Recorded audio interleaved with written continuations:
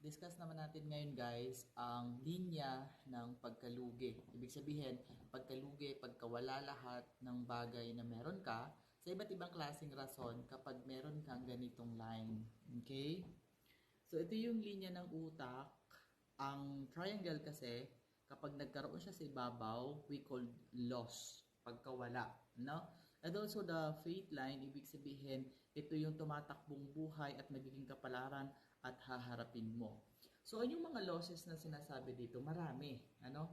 Sabi dito, pangit yung may ganyan kapag nakipagsosyo ka. Ano? At pangit din yung ganyan kung nag-aaway ang partner mo at ikaw about business, about pera. At pangit din ito doon sa mga properties na pwedeng masira. Ano yung pwedeng masira?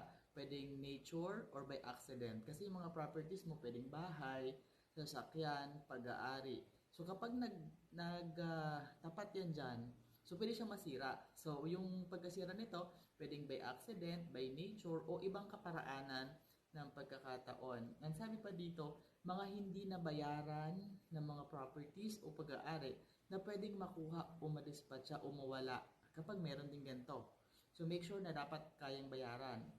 And also, sabi pa dito, pagkawala ng lahat ng investment. So pwedeng pagkalugi o wala ka ng